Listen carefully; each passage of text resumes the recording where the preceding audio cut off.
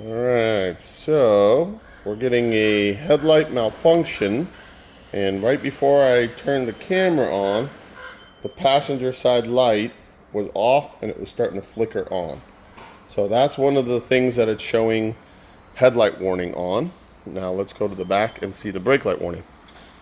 Alright, so now we're in the back and we can see Kevin's got the brakes depressed. This light is working, that light is working.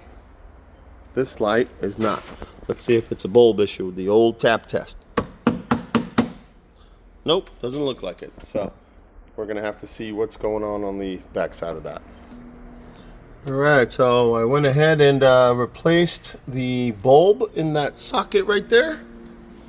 And we've now got driver's side and passenger side working together.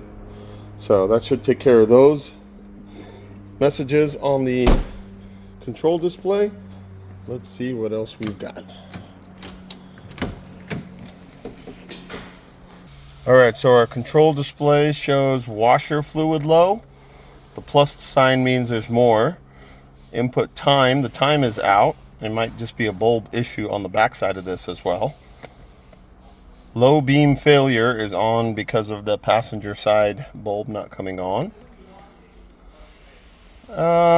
This one I'm not really sure because I can't really see. Looks like ring light failure or turning or something to that effect. So we're gonna see, do we have turn signals?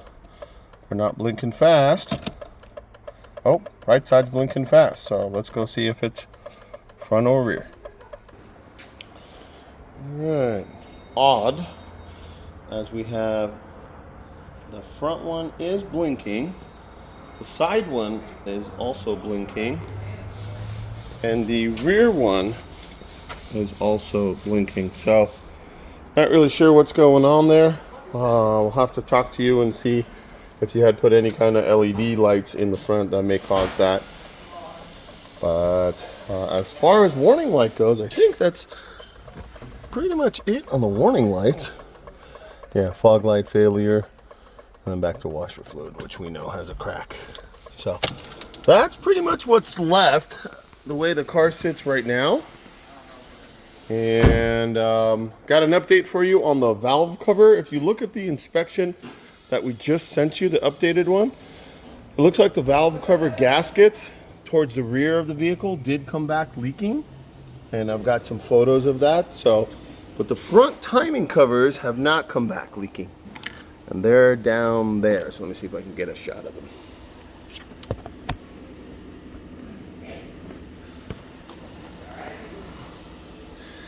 Yeah, it's going to be below this right here. So since they didn't come back wet, I would say just doing the valve covers at this point will be beneficial and less costly as well.